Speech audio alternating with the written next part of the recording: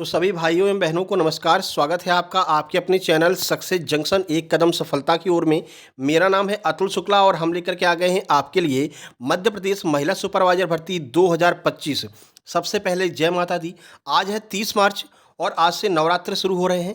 इस वजह से आज आपकी छुट्टी रखी गई है। एमपी ईएसबी के द्वारा आज कोई एग्ज़ाम कंडक्ट नहीं कराया गया है। तो सर आप क्या लेकर के आ गए हैं? तो देखो भैया, हम जो लेकर के आए हैं वो आपके एग्जाम में जो लगातार ट्रेंडिंग टॉपिक पूछे जा रहे हैं, जैसे कि यूपीआई से लगातार प्रश्न आ रहा है, उसको आज हम यूपीआई एकदम क्लियर करवाने वाले हैं। 3 प्रश्न यहाँ से अब तक पूछे गए हैं, ठीक है। इसके अलावा पीका नाम की एक बीमारी है। जब सेरेब्रल पाल्सी आई थी, हमने कहा था अगली 6-7 शिफ्टों में लगातार यहाँ से प्रश्न आएंगे। तो अब पीका लगातार पूछा जा रहा है, तो आज पीका को कवर कराएंगे। इसके अलावा एसआई और सीआई से 2-2, 3-3 प्रश्न पूछे जा रहे हैं। तो 2-2, 3-3 प्रश्न जो एसआई सीआई के ट्रेंडिंग सवाल हैं, जो लगातार पूछे गए हैं, जो हमारे पास भेजे गए हैं, उनको सॉल्व कराएंगे। तरीका बताएंगे कि आपको कैसे सॉल्व करना है, ठीक है।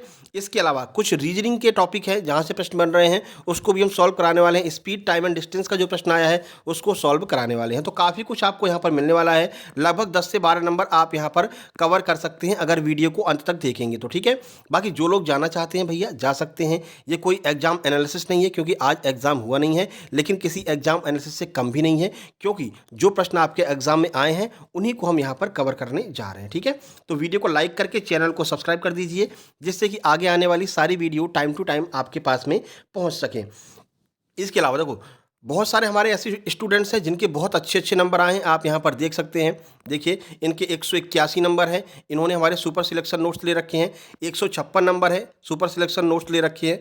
179 नंबर है, सुपर सिलेक्शन नोट्स ले रखे हैं। तो यहाँ पर आप एक कॉमन चीज़ देख रहे होंगे कि जिनके भी अच्छे नंबर आ रहे हैं उन लोगों ने सुपर सिलेक्शन नोट्स ले रखे हैं और सुपर सिलेक्शन नोट्स से तैयारी की है। 182, 187 नंबर तक भी यहाँ पर लोगों के आए हैं। तो आपकी अगर थोड़ी बहुत तैयारी पहले से है, ठीक है, अभी आपके एग्जाम में मान लीजिए 130, 132 नंबर ही आप आ रहे हैं, ठीक है, टेस्ट में, और आप चाहते हैं कि ये नंबर हमारे बढ़कर के 170, 175 तक पहुंच जाए, तो आपको तुरंत ये सुपर सिलेक्शन नोट्स ले लेने चाहिए। अगर 2 दिन का भी समय आपके एग्जाम में बचा है तो ये सुपर सिलेक्शन नोट्स आपको बहुत फ़ायदा पहुंचाने वाले हैं। कम से कम 15 से 20 नंबर आपके इन्हेंस करेंगे, 15 से 20 नंबर आपके बढ़ने वाले हैं, ठीक है, क्योंकि इसमें वही मटेरियल दिया गया है जो आपके एग्जाम में लगातार पूछा जा रहा है। तो तुरंत आप लोग ये सुपर सिलेक्शन नोट्स ले लीजिए। सर ये सुपर सिलेक्शन नोट्स हमको मिलेंगे कैसे? उसके लिए कोई खास प्रक्रिया नहीं है। ये आपको क्यूआर कोड दिखाई दे रहा है, इसका स्क्रीनशॉट खींच लीजिए। इसी पर आपको 199 रुपये का पेमेंट करना है और उस पेमेंट का स्क्रीनशॉट इस व्हाट्सएप नंबर पर सेंड कर देना है। तुरंत की तुरंत आपको सुपर सिलेक्शन नोट्स सेंड कर दिए जाएंगे। इस सुपर सिलेक्शन नोट्स के अंदर आपको सब कुछ मिलने वाला है। सारा प्रैक्टिस सेट, 7 ब्रह्मास्त्र हमने करा रखे हैं जो बच्चों की बहुत ज़्यादा मदद कर रहे हैं अच्छे नंबर लाने में। ये 7 ब्रह्मास्त्र आपको मिलेंगे। 10-10 प्रैक्टिस सेट हर एक सब्जेक्ट के मिलेंगे और जो टॉप 100 पीडीएफ करा रखी है वो भी आपको मिलेगी। सुपर मैराथन की पीडीएफ मिलेगी। तो बहुत सारी चीज़ें आपको मिलने वाली हैं जो आपके नंबर को इन्हेंस करने वाली हैं। तो तुरंत अपने नोट्स मंगवा लीजिए। ये व्हाट्सएप नंबर है, इस पर आप मैसेज करके नोट्स प्राप्त कर सकते हैं। चलिए अब आज की क्लास शुरू करते हैं। देखो, सबसे पहले आप देख रहे होंगे कि यूपीआई से 3 से 4 प्रश्न लगातार शिफ्टों में पूछे गए हैं। तो सबसे पहले हम यूपीआई को कवर करने वाले हैं कि यूपीआई होता क्या है। सबसे पहले प्रश्न पूछा गया था कि यूपीआई का फुल फॉर्म क्या होता है। ये प्रश्न 2 बार आ चुका है अब तक जब आपका एग्जाम हुआ है। तो इसका फुल फॉर्म होता है यूनिफाइड पेमेंट इंटरफेस। ये यूपीआई का फुल फॉर्म होता है। अब ये है क्या, आइए देख लेते हैं। यहाँ से डीपली प्रश्न भी बन रहा है। देखो, तो यह एक रियल टाइम पेमेंट सिस्टम है जिसे भारतीय राष्ट्रीय भुगतान निगम यानी कि एनपीसीआई के द्वारा विकसित किया गया है। यह मोबाइल प्लेटफॉर्म पर 2 बैंकों के खातों के बीच तुरंत फंड ट्रांसफर की सुविधा प्रदान करता है। जैसे कि आपका मान लीजिए एसबीआई है, सामने वाले का मान लीजिए बीओबी है, बैंक ऑफ बड़ौदा है, या कोई अन्य बैंक है, या आपका एसबीआई, सामने वाला का भी एसबीआई है। तो 2 बैंकों के बीच में फंड ट्रांसफर का काम यूपीआई के द्वारा किया जाता है और ये बिल्कुल सेफ रहता है, ठीक है। इसके कई फायदे हैं। यहाँ फायदों से भी प्रश्न पूछे जा सकते हैं। तो कौन कौन से फायदे हैं वो देख लीजिए। सबसे पहला है तत्काल लेन देन। यूपीआई के माध्यम से पैसे का लेन देन तुरंत हो जाता है। इसमें समय की भी बचत होती है और पैसे आपको पॉकेट में रख करके चलने ही नहीं है। पॉकेट में आपके मोबाइल है, बस मोबाइल ही सारा काम करता है। जो क्यूआर कोड जैसे हमने ऊपर दे रखा है, तो आपको पेमेंट हमारे हाथ में नहीं देना है, बस क्यूआर कोड स्कैन करेंगे, वहां पर आप जो है पेमेंट कर सकते हैं, ठीक है। जैसे कि आपका मोबाइल है, मोबाइल में क्यूआर कोड स्कैन करने वाला ऑप्शन आता है, उस पर क्लिक करेंगे, इसका फोटो खींचेंगे, जैसे ही तुरंत हमारा पूरा नाम वो डिटेल खुल करके आ जाएगी और आप पेमेंट कर सकते हैं। या फिर इसका फोटो खींच लीजिए। आप जैसे अपने क्यूआर कोड में स्कैन वाला ऑप्शन पे जाएंगे, मोबाइल में स्कैन वाले ऑप्शन पे, तो यहाँ पर गैलरी का आइकन बना रहता है, उस गैलरी के आइकन में क्लिक करेंगे। जैसे ही आप हमारे वाले क्यूआर कोड को सिलेक्ट करेंगे, पूरा डिटेल हमारा खुल के आ जाएगा, वहाँ पर पेमेंट कर सकते हैं। तो तत्काल लेन देन यहाँ पर हो जाता है, कोई दिक्कत नहीं आती है। सुविधा क्या है देखिए, तो ये 24/7 यानी कि 24 घंटे सातों दिन उपलब्ध है। ऐसा नहीं है कि नहीं आज संडे भैया आज यूपीआई बंद है, नहीं बिल्कुल ऐसा कुछ भी नहीं होगा। यूपीआई आपकी हमेशा 24 घंटे सातों दिन चालू रहती है, जिसका मतलब है कि आप किसी भी समय कहीं पर भी भुगतान कर सकते हैं।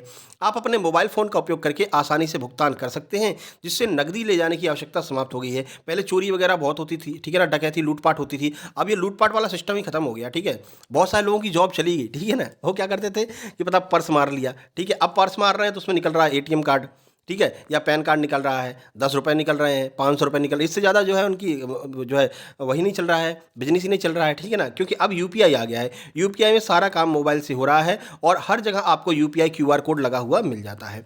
सुरक्षा भी है भैया, यूपीआई लेन देन को सुरक्षित रखने के लिए कई सुरक्षा उपायों का उपयोग करता है, जैसे कि यूपीआई पिन, बायोमेट्रिक प्रमाणीकरण, यानी कि पिन केवल आपको ही पता होगा, आपकी उंगली का निशान लगाया जाएगा, वो भी केवल आपका ही होगा। तो यहाँ पर जो है आपकी पूरी सुरक्षा की भी व्यवस्था की गई है। UPI transaction end to end encryption से सुरक्षित होते हैं, जो आपके वित्तीय डेटा को सुरक्षित रखता है, यानी केवल आप जान सकते हैं और जिसके पास पैसा भेजा गया है वो जान सकता है कितना पैसा आया है। बीच वाले को नहीं पता चलेगा कि क्या क्या सिस्टम चल रहा है, ठीक है।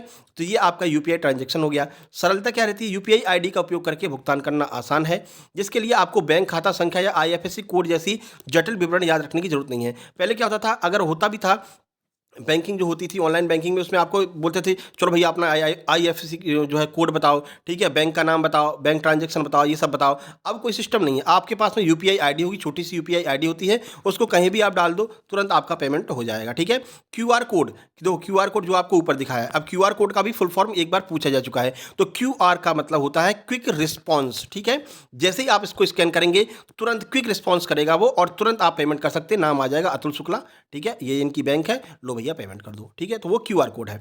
कम लागत, इसमें आपको पैसा वैसा भी खर्च करने की आवश्यकता नहीं है। यूपीआई लेन देन आमतौर पर अन्य भुगतान विधियों की तुलना में कम खर्चीले होते हैं। कोई पैसा नहीं लगता है कि आप अगर पेमेंट कर रहे हो तो लाओ पहले हमको पैसा दो तब तुम्हारा पेमेंट करेंगे, ऐसा कोई सिस्टम नहीं है, ठीक है। व्यापक स्वीकृति दी गई है, यानी कि सारी बैंक यूपीआई को दुकानों, ऑनलाइन प्लेटफॉर्म और अन्य स्थानों पर व्यापक रूप से स्वीकार किया जाता है। आप कहीं पर भी चले जाइए, आपको हर जगह ये क्यूआर कोड स्कैनर लगा हुआ मिल जाता है इस तरह का। तो आप चाहे दुकान पर जाइए, रेलवे में जाइए, प्लेटफॉर्म पर जाइए, कहीं पर भी जाइए, आपको ये चीज़ें मिल जाती हैं। बहु बैंक खातों का प्रबंधन कर सकते हैं, यानी कि उपयोगकर्ता यूपीआई एक ही यूपीआई के माध्यम से अनेक बैंकों को खातों को जोड़ करके उनका संचालन कर सकता है, ठीक है। यूपीआई ने भारत में डिजिटल भुगतान को क्रांति ला दी है, जिससे कि यह लोगों और व्यवसायियों के बीच में सबसे पसंदीदा भुगतान विधि बन गई है। अब आपको अपना ब्रीफ केस में पैसा लेकर के जाने की जरूरत नहीं है, चोरी वोरी का खर्चा जो मतलब खतरा जो है वो समाप्त हो गया है। केवल मोबाइल अपने पास में रखिए, जिसका क्यूआर कोड आपके पास में रहेगा और इसका जो है पिन कोड भी आपके पास में रहेगा और आप पेमेंट कर सकते हैं, ठीक है। और एक दिन में 50,000 से ज़्यादा पेमेंट नहीं होगा, यानी ट्रांसफर नहीं होगा। तो मान लो कोई आपका मोबाइल चुरा लेता है, आपकी कनपट्टी पे गन लगा देता है, चलो बताओ इसका क्यूआर कोड क्या है, तो तुम बता देना भैया ये पिन कोड है, लगा लो। पिन कोड करके वो 50,000 रुपये ट्रांसफर कर पाएगा। इसके बाद अगर ट्रांसफर करेगा भैया बोल देगा लिमिट ओवर हो गई, आज नहीं कर सकते तुम, ठीक है ना। तो भी आपके पैसे बचे रहते हैं, लेकिन ये लिमिट आपको लगवानी पड़ती है, ठीक है। चलिए, तो ये यूपीआई के बारे में आपको सारी जानकारी हो गई। आगे से अगर आपके एग्जाम में यूपीआई आएगा तो आप आसानी से सॉल्व कर सकते हैं। अब चलो, एक बीमारी बहुत पूछी जा रही है पीका, कि ये पीका क्या होती है। वैसे आपको हमने जब भी एग्जाम एनालिसिस कराया है डिटेल में हमने जानकारी दी है, पर आज हम इसको और डिटेल में देख लेते हैं। देखो, पीका एक खाने का विकार है जिसमें व्यक्ति लगातार गैर खाद्य पदार्थ जैसे कि मिट्टी, कागज, बर्फ को खाने की तीव्र इच्छा महसूस करता है। ऐसा होता क्यों, इसका रीजन क्या है। आप देखते होंगे दीदी लोग जो हैं वो उनको मतलब खड़िया खाने की इच्छा होती है। खड़िया जानते हैं ना, वो चौक वगैरह जो होता है उसको खाने की इच्छा होती है। उनकी आदत नहीं है लेकिन उनको ये इच्छा हो रही है, इसी को हम पीका रोग कहते हैं। अब ये होता क्यों है ये देख लेते हैं। विषाक्तता, पीका के प्रभाव देख लो पहले कि पीका अगर हो गया है तो इसका इफेक्ट क्या पड़ेगा। सबसे पहले विषाक्तता, कुछ गैर खाद्य पदार्थ जहरीले होते हैं और खाने पर गंभीर स्वास्थ्य समस्याएं पैदा कर सकते हैं। जैसे आपने देखा होगा कुछ छोटे छोटे बच्चे जो होते हैं ना, जो वो कबाड़ा वगैरह बीनते रहते हैं, वो लोग सुलोचन का नशा करते हैं। सुलोचन जानते हैं ना, वो जो पंचर जोड़ने के लिए आता है, ठीक है, उसको जो है रुमाल में लगा लेते हैं या फिर ब्रेड में आयोडेक्स का नशा करते हैं। तो ये क्या होता है, ये उनकी पीका की बीमारी है। उनकी इच्छा नहीं है लेकिन उनकी इतनी अंदर से इच्छा इतनी तीव्र हो गई है कि वो चीज़ें उनको खानी पड़ रही हैं। तो ये पीका का लक्षण होता है, ठीक है। जैसे पेंट हो गया, चिप्स में शीशा हो गया, जिसमें शीशा की विषाक्तता होती है, तो ये सारी चीज़ें खाने की जो है तीव्र इच्छा हो जाती है। इसमें आंतों की समस्या होती है। गैर खाद्य पदार्थ जो आंतों में मतलब जो चीज़ें खानी नहीं चाहिए, अगर आप खा लेंगे तो वो आंतों में क्षति का कारण बन सकता है और पेट दर्द, उल्टी, दस्त जैसी समस्याएं बन सकती हैं, ठीक है। संक्रमण, मिट्टी या अन्य अशुद्ध पदार्थ खाने से परजीवी संक्रमण और अन्य बीमारियों का भी खतरा हो सकता है। साथ ही साथ में पोषण की कमियां, गैर खाद्य पदार्थ खाने से आवश्यक पोषण तत्वों के अवशोषण में बाधा आ सकती है, जिससे कुपोषण भी हो सकता है। साथ ही साथ में दांतों की समस्या हो सकती हैं। सख्त या खुरदरे पदार्थ चबाने से दांत टूट सकते हैं या फिर फिर घिस सकते हैं, ठीक है। अब पीका से बचाव देख लीजिए। देखो ये होता क्यों है? ये होने का इसका एक कारण है कि पोषक तत्वों की कमी हो जाती है।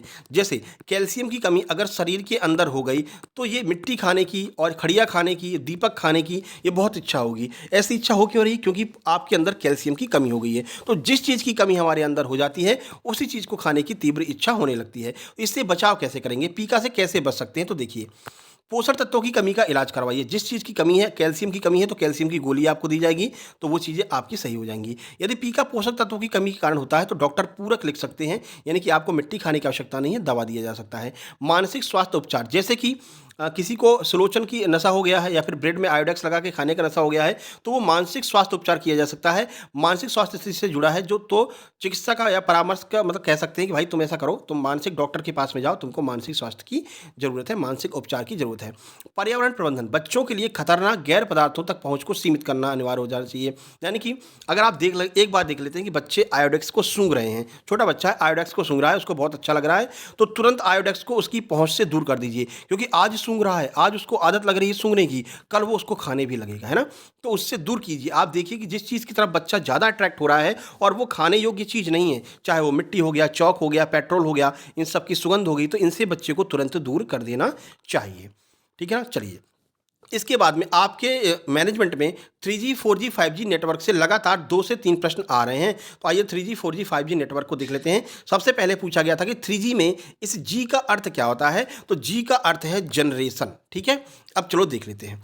3G, 4G और 5G मोबाइल नेटवर्क तकनीकी की पीढ़ियां हैं जो मोबाइल उपकरणों के लिए इंटरनेट कनेक्टिविटी प्रदान करती हैं। आपके मोबाइल में कौन सा है बताओ, 5G है कि 4G है? कौन सा मोबाइल नेटवर्क चल रहा है? कमेंट बॉक्स में कमेंट करेंगे सबसे पहले कि कौन सा मोबाइल नेटवर्क पर आप जो है इस वीडियो को देख रहे हैं, 4G पर या 5G पर, ठीक है, या 3G पर। कोई 2G वाला भी है क्या भैया? 3G वाला कोई है क्या? अब तो सबके पास में लगभग 4G हो गया है ना।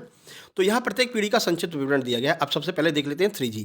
2G की तो बात ही नहीं करेंगे, है ना, अब कोई चलाता भी नहीं है। 3G बात करें। यह जो टेक्निक है वो 2000 के दशक की शुरुआत में आई थी। इसने 2G की तुलना में तेज डेटा प्रदान किया। इससे पहले कौन होता था? 2G होता था। तो 2G में भैया वही 1 GB डेटा मिलता था, पूरे महीने भर चलता था, ठीक है ना। तो अब उसकी स्पीड बढ़ गई है, 3G हो गया है। इसका फ़ायदा क्या है? उपयोग तो मोबाइल वेब ब्राउजिंग में हमें मदद मिलती है, ईमेल कर सकते हैं, वीडियो कॉलिंग कर सकते हैं, ऑनलाइन गेमिंग भी खेल सकते हैं 3G में। चलिए, इसके बाद बात करते हैं 4G की। तो यह तकनीकी जो है 2010 में आई। ये टाइमिंग पूछ सकते हैं, 3G कब आया था? 2000 में, और 4G कब आया? 2010 में। 2010 के दशक की शुरुआत में आई थी। इसने 3G की तुलना में बहुत तेज डेटा प्रदान किया और 4G फ्री डेटा मिल रहा है, ठीक है। और बाद में जब इसकी आदत लग गई तो फिर उसका पैसा लेने लगे। ये तो धोखा हो गया है ना। देखो, अभी 5G फ्री कर दिया है, अब 5G की आदत लग जाएगी, फिर तुमसे 5G का पैसा लिया जाएगा। जिस चीज़ की आदत लगती जाती है उसी का पैसा फिर बाद में वसूला जाता है। देखो, उपयोग हाई डेफिनेशन वीडियो यानी HD वीडियो आप स्ट्रीमिंग कर सकते हैं, देख सकते हैं। तेज मोबाइल इंटरनेट ब्राउजिंग हो गई। ऑनलाइन गेमिंग आप आसानी से खेल सकते थे। वीडियो कॉन्फ्रेंसिंग भी इससे कर सकते थे। तो ये 4G का उपयोग हो गया। इसके बाद है 5G, जिसे हम 5वीं पीढ़ी का इंटरनेट कहते हैं, जो लेटेस्ट है, जो अभी चल रहा है। देखो, 6G अभी आया नहीं है, ठीक है ना। कहने वाले कहते हैं भैया हम 6G चला रहे हैं, 6G आया नहीं है, फर्जी बातें हैं। देखो, यह नवीनतम मोबाइल नेटवर्क टेक्निक है और यह 4G की तुलना में बहुत तेज डेटा प्रदान करता है, कम विलंबता और उच्च क्षमता प्रदान करता है। उपयोग क्या है? अल्ट्रा हाई डेफिनेशन आप वीडियो जो स्ट्रीमिंग कर सकते हैं, ठीक है ना। हाई डेफिनेशन से भी अच्छा जो है हाई डेफिनेशन आप यूज कर सकते हैं। वर्चुअल रियलिटी, VR और ऑगमेंटेड रियलिटी AR का भी आप यूज कर सकते हैं।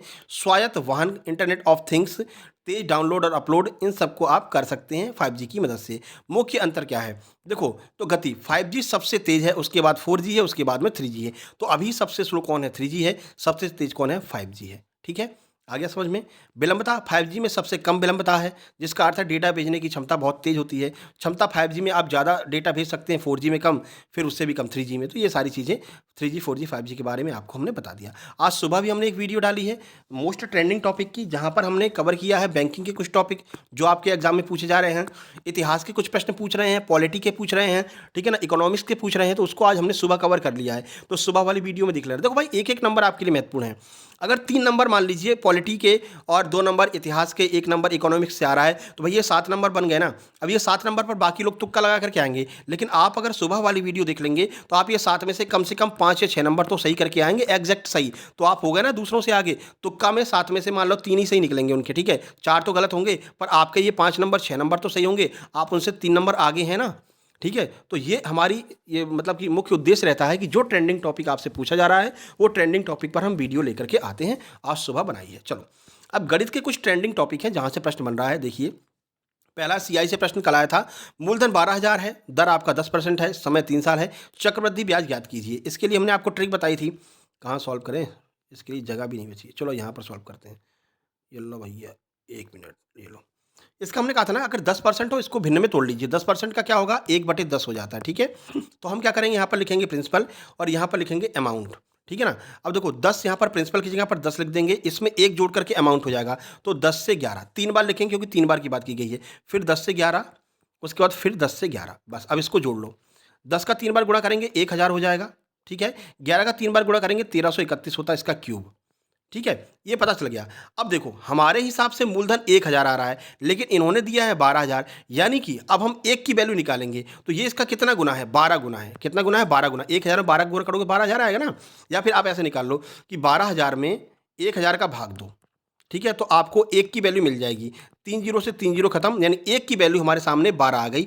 1 की वैल्यू जब 12 आ गई, अब जो भी पूछ ले आप आंसर दे सकते हैं।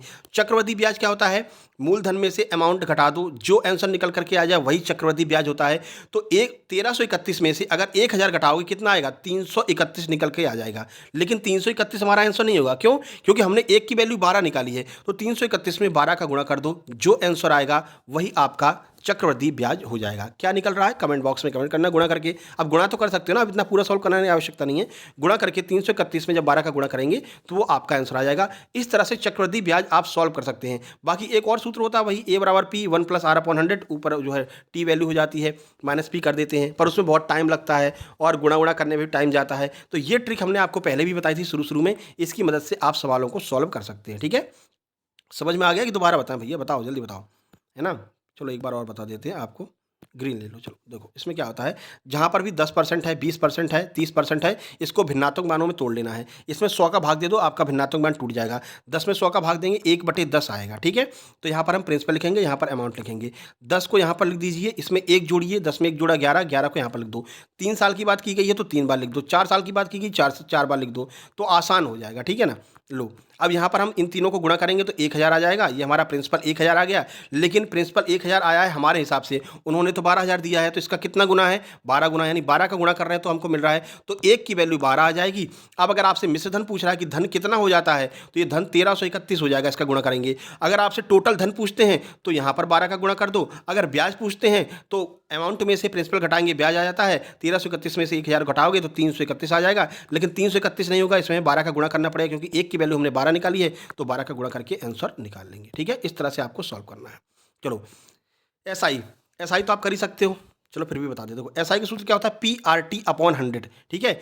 इन्होंने क्या कहा है, एसआई आपको निकालना है। पी की वैल्यू प्रिंसिपल दिया है 8,000 रुपये, लो 8,000 रुपये लिख देते हैं। रेट क्या दिया है, 4 दिया, लो 4 लिख देते हैं। समय क्या दिया है, 4 दिया, 4 लिख देते हैं। 100 का भाग दे दो। अब देखो 0 से 0, 0 से 0 गया, 4 चौके 16। अब 80 में आप क्या करेंगे, 16 का गुणा कर देंगे, जो आंसर निकल करके आएगा वही आपका आंसर हो जाएगा, ठीक है। तो ये गुणा भाग आप करके आंसर लिख देना, ऐसा नहीं कि तो छोड़ दिया, यहीं पर हमने छोड़ दिया, तुमने भी छोड़ दिया। इसको आप आंसर निकाल करके कमेंट बॉक्स में कमेंट करेंगे, ये आपका होमवर्क हो जाएगा। HW 80 में 16 का गुणा करेंगे तो कितना आएगा, वो कमेंट बॉक्स में कमेंट करना है। इस तरह से हो जाएगा, ठीक है। अब चलो, एक टाइम एंड डिस्टेंस से पूछा गया था। इसमें क्या कहा था, एक कार 3 घंटे में 240 किलोमीटर चलती है, तो बताओ कार की स्पीड क्या है। आप जानते हैं चाल बराबर दूरी बटे समय होता है। दूरी कितनी है, 240, समय कितना है, 3 घंटे, बस भाग दे दो। 3 8 24, 80 किलोमीटर प्रति घंटा की स्पीड से वो कार चल रही है, तो 80 किलोमीटर इसका बिल्कुल सही आंसर हो जाएगा। इसी तरह के प्रश्न आ रहे हैं, ज़्यादा घबराना नहीं है आपको, ठीक है। उसके बाद में देखो, ये देखो एक आपका जो है लाभ हानि का प्रश्न आया है कि 15,000 रुपये पर पहले 10% का लाभ हुआ, फिर 20% की हानि हुई। बताइए वर्तमान में वो जो राशि है ना, वो कितनी मिलेगी हमको। तो इसको सॉल्व करने के लिए क्या करेंगे, 15,000 लिखेंगे, ठीक है। जितने का लाभ हानि हो रहा है उतने का 100 में से घटा और जोड़ देंगे, ठीक है। पहले 10% का लाभ हो रहा है तो 100 में 10 जोड़ो, 110 हो गया, बटे में 100। उसके बाद कह रहे हैं कि भैया 20% की हानि हो गई, तो 100 में से 20 घटा दो, 80 हो गया, बटे में 100। लो अब सॉल्व कर लो। 3 जीरो है यहाँ पर, 3 जीरो यहाँ पर है, 3 जीरो खत्म हो गए। 1 जीरो ये बचा है, लो 1 जीरो से 1 जीरो मतलब हटा दिया। अब देखो ये ऊपर का गुणा कर दो, 15 अट्ठे 120, ठीक है, 120 हो गया। 1 जीरो इसका, तो 1 जीरो हमने इसका लगा दिया। उसके बाद में क्या है, यहाँ पर 11 बचा हुआ, तो इस 11 का इसमें गुणा कर दो, यही आंसर आ जाएगा। 0 0 11 दूनी 22, हासिल 2, 11 कन 11 2 13, ठीक है। तो 13,200 रुपये इसका सही आंसर हो जाएगा। यानी अब वो जो राशि है वो 13,200 रुपये बची हुई है। इस तरह के प्रश्न आपके पूछे जा रहे हैं। अब ये देखो बड़ा सिंपल सा प्रश्न पूछा गया था परसों कि 60,000 रुपए की धनराशि है, 60,000 रुपए की धनराशि है, 2:4 में पहले इसको बांट दो, ठीक है। आप जो है इसको 2:4 में बांट दो। उसके बाद में जो 4 वाला हिस्सा है ना, उस 4 वाले हिस्से को कितना रुपया मिलेगा ये पूछा गया। तो हमने आपको पहली बार शुरू में ही बताया था कि अगर जहाँ पर भी रेशियो आपको दिया गया हो तो इसके लिए क्या करेंगे, इसको x मान करके जोड़ दो बस। तो 2x + 4x कितना हो गया, बराबर 6x। ये 6x हो गया। इसी 6x की जो वैल्यू दी गई है उसको सामने लिख दो। तो 6x बराबर दिया है 60,000, 60,000 लिख दिया हमने। अब इसमें x की वैल्यू निकाल लो, 6 का भाग देंगे तो कितनी बार जाएगा, 6 दहम 60, यानी कि 10,000 बार जाएगा। एक की वैल्यू 10,000 आ गई। अब जो पूछे वही आप उसका आंसर दे सकते हैं। इन्होंने कहा जो 4 है ना, उस 4 की वैल्यू क्या होगी, हमने एक की वैल्यू 10,000 निकाली है, तो बस 4 में 10,000 का गुणा कर दो, तो 40,000 बिल्कुल आपका सही आंसर निकल करके आ जाएगा। अब यहाँ पर क्या कह सकते हैं कि ए और बी हैं, ए को जो है 2:4 के अनुपात को उन्होंने पैसा लगाया। अब बताओ ये 60,000 को 2:4 में बांटो और बी का हिस्सा बताओ, तो बी का हिस्सा कितना हो गया, 40,000 हो गया। ए का हिस्सा पूछते तो क्या करते, 2 गुणा एक्स की वैल्यू क्या निकल कर आई थी, 10,000, 2 में 10,000 गुणा कर दो 20,000, यानी कि जो ए का हिस्सा है वो 20,000 है, बी का हिस्सा 4,000 है। इस तरह के प्रश्न आपके एग्जाम में आ रहे हैं जिन्हें आप आसानी से सॉल्व कर सकते हैं। बस टाइम मैनेजमेंट करके चलना, टाइम बचा करके चलना। माध्यिका पूछी जा रही है। माध्यिका को आपको कितनी बार बताया था, माध्यिका की अलग से वीडियो भी बना रखी है, माध्य माध्यिका बहुलक, इसकी वीडियो बना रखी है, ठीक है ना, सर्च करेंगे तो मिल जाएगा। माध्य माध्यिका बहुलक परिसर जिसे हम रेंज कहते हैं, इसकी वीडियो अलग से बना रखी है, आपको चैनल के अंदर मिल जाएगी, सर्च कर लेना। और मानक विचलन की अलग से वीडियो बना रखी है, उसका भी आपको मिल जाएगा। वैसे हमने अभी क्लासेस शुरू की हैं MPSI, MP आबकारी, MP पुलिस के लिए अलग चैनल पर, जिसका नाम है शुक्ला सर ESB। उसकी लिंक आपको कमेंट बॉक्स में मिल जाएगी। 2 क्लासेज वहाँ पर हो चुकी हैं, उसको आपको जरूर सब्सक्राइब कर लेना है, ठीक है। वहाँ पर वो क्लासेज चल रही हैं MPSI के लिए और ग्रुप 4 के लिए, सहायक ग्रुप 1, MP टेट के लिए, ठीक है। MP टेट की जो क्लासेज है वो यहीं पर चलेंगी, ठीक है। बाकी वो सारी क्लासेज वहाँ पर चलेंगी पुलिस की, तो उसको भी आपको सब्सक्राइब करना है। देखो माध्यिका के लिए क्या करना रहता है, माध्यिका के लिए कुछ खास करना नहीं है। सबसे पहले जितने भी आपको संख्याएं दी गई हैं उसको काउंट करो कितनी हैं। अगर विषम है तो आपको बीच की संख्या निकालनी है, सम है तो आपको बीच की संख्या निकालनी है। बीच की संख्या ही माध्यिका कहलाती है। तो हमने देखा 1 2 3 4 5, 5 है, अपना काम बन गया। इसमें क्या होता है, बीच की संख्या आसानी से निकल जाएगी। 5 है तो 2 इधर छोड़ दो और 2 इधर छोड़ दो, हमारी बीच की संख्या निकल के आ जाएगी। लेकिन उससे पहले आपको क्या करना रहता है, सभी संख्याओं को बढ़ते हुए क्रम में, ऑर्डर में सजाना रहता है, असेंडिंग ऑर्डर में। तो देखो 30 32 35 38 40 ये तो ऑलरेडी सजी हुई है बढ़ते हुए क्रम में, तो कोई दिक्कत नहीं है। लेकिन अगर नहीं हो तो आपको बढ़ते हुए क्रम में सजाना रहेगा। तो ऑलरेडी सजी हुई है बढ़ते हुए क्रम में, बीच की संख्या निकाल लो, 2 संख्या इधर छोड़ दो, 2 संख्या इधर छोड़ दो, बीच की संख्या 35, तो 35 अपना बिल्कुल सही आंसर हो जाएगा। इस तरह से माध्यिका निकाली जा सकती है। आगे देखो, अब रीजनिंग के कुछ इस तरह के क्वेश्चन आ रहे हैं, ठीक है। कल ये प्रश्न पूछा गया था कि ZXV बीच में खाली स्थान R, इसका आंसर क्या होगा। इसमें गैप देखा जाता है। देखो x के बाद में y छोड़ करके z लिख दिया इनने, x के बाद में क्या किया इन्होंने, y छोड़ करके z लिख दिया है। v के बाद में क्या किया है, v के बाद में w छोड़ करके x लिख दिया है। तो r के बाद में क्या करेंगे, r के बाद में s छोड़ करके t लिख दो, लो तो यहाँ पर t आ जाएगा, ठीक है। एक अंक का गैप कर रहे हैं, एक अंक छोड़ करके लिख दे रहे हैं। तो r के बाद में हमने s छोड़ा t हो गया, t के बाद में u छोड़ा v हो गया, v के बाद में w छोड़ा x हो गया, x के बाद में y छोड़ा z हो गया। तो एक अंक का गैप यहाँ पर चल रहा है। इस तरह के प्रश्न पूछे जा रहे हैं। एक प्रश्न पहले आया था, इसमें लोग कंफ्यूज हो गए कि इसमें क्या करें भैया, इसमें तो कोई गैप लग ही नहीं रहा है, ए है फिर ई है फिर गैप है फिर ओ है फिर यू है, इसमें तो सर कोई गैप ही नहीं लग रहा है ना। निकाल करके देखो ना, एक के बाद में 5, 5 के बाद में गैप, फिर 15 आ जा रहा है, फिर उसके बाद 21 आ जा रहा है। ये तो कोई सिस्टम ही नहीं बन रहा है। यहाँ पर मान लो 4 है, ठीक है, यहाँ पर 7 है, तो कोई सिस्टम नहीं बन रहा है। तो इसमें थोड़ा सा आप दिमाग लगाओ। ये क्या कर रहे हैं, जो स्वर होते हैं ना, 5 स्वर होते हैं हमारे लेटर में, 26 में से 5 स्वर होते हैं, उन 5 स्वरों को यहाँ पर सजाया गया है।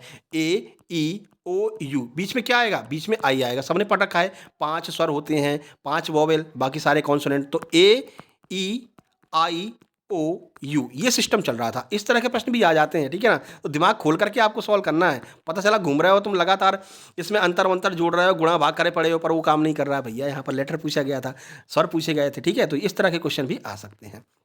उसके बाद ये क्वेश्चन आया था परसों कि एक दौड़ में राम का स्थान आगे से 8वां है, पीछे से 10वां है। बताइए कुल कितने लोग उस रेस में भाग ले रहे हैं। इसका हमने एक ट्रिक आपको बताई थी। टोटल निकालने के लिए क्या करते हैं, टोटल के लिए हम क्या करते हैं, लेफ्ट प्लस राइट -1, ये टोटल का सूत्र होता है। ठीक है, तो बस यही आप कर दीजिए। टोटल अपन को पता करना है, तो टोटल बराबर लेफ्ट से यानी कि आगे से उसका स्थान कौन सा है 8वां, पीछे से उसका स्थान कौन सा है 10वां, तो 8 + 10 -1 कर दीजिए, तो आपको टोटल मिल जाएगा 10 और 8 18, 18 में से 1 गया 17, यानी कि टोटल 17 लोग उस रेस में भाग ले रहे हैं। ठीक है, इस तरह से आप इन प्रश्नों को सॉल्व कर सकते हैं। और देखो सीरीज के प्रश्न कैसे आ रहे हैं, बड़े सिंपल से आ रहे हैं। आपको ज़्यादातर क्या कर रहे हैं वो लोग, पहाड़ा दे रहे हैं। देखो 3 का पहाड़ा दे दिया, एक बार 7 का पहाड़ा दिया था, एक बार 9 का पहाड़ा दिया था। देखो 3 के बाद में 6 आएगा, फिर 9, फिर 12, ये पहाड़ा चला रहे हैं। 3 1 3, 3 2 6, 3 3 9, 3 6 12, 3 5 15, तो आगे क्या आएगा 3 6 18, यानी 18 अपना बिल्कुल सही आंसर हो जाएगा। इस तरह के सिंपल प्रश्न भी आ रहे हैं। उसके बाद में देखो 15 के बाद में 22, 22 के बाद 29, 29 के बाद 36, गैप वाला सिस्टम चल रहा है। 15 में 7 जोड़ोगे 22 आ जाएगा, 22 में 7 जोड़ोगे 29 आ जाएगा, 29 में 7 जोड़ोगे 36 आ जाएगा। तो 36 में 7 जोड़ने पर क्या आएगा, ये आपको कमेंट बॉक्स में कमेंट करना है। इतना तो कर ही सकते हो ना भैया कि ये भी हम सॉल्व कराएं। ठीक है, तो इस तरह के प्रश्न आपके एग्जाम में आ रहे हैं। चारों सब्जेक्ट को हमने यहाँ पर कवर किया है। ठीक है, तो आपको ये क्लास कैसी लगी पहले तो ये बताओ। ठीक है, उसके बाद ये हमारा व्हाट्सएप नंबर है, इस पर मैसेज करके आप लोग अपने नोट्स प्राप्त कर सकते हो और अपने प्रश्नों को भी जरूर से जरूर भेजिएगा। ठीक है, इसी नंबर पर। ये हमारी इंस्टाग्राम आईडी है, जहाँ पर हमने प्रोटीन की, विटामिन की, इन सब की रील्स बना रखी है, तो जाकर के जरूर देखना। सक्सेस जंक्शन 777 के नाम से है, लिंक आपको डिस्क्रिप्शन बॉक्स में मिल जाएगी। और बाकी की सारी क्लासेज शुक्ला सर ESB नाम से चैनल है, उस पर हमने MP पुलिस, MPSI, MP आबकारी, इनकी क्लासेज चालू कर दी हैं। तो भैया सब लोग उसको सब्सक्राइब कर लेंगे। कमेंट बॉक्स में सबसे ऊपर उसकी लिंक दी गई है, उस क्लास की लिंक दी गई है, क्लास जाकर के देखिए, बहुत अच्छी क्लासेज है, आपको अच्छा लगेगा, मजा आएगा। ठीक है, तो वो क्लासेस भी आप देख लेना। बाकी धन्यवाद आप सबको, वीडियो को लाइक शेयर और सब्सक्राइब जरूर कर देना। मिलते हैं नेक्स्ट वीडियो में, तब तक के लिए नमस्कार, धन्यवाद।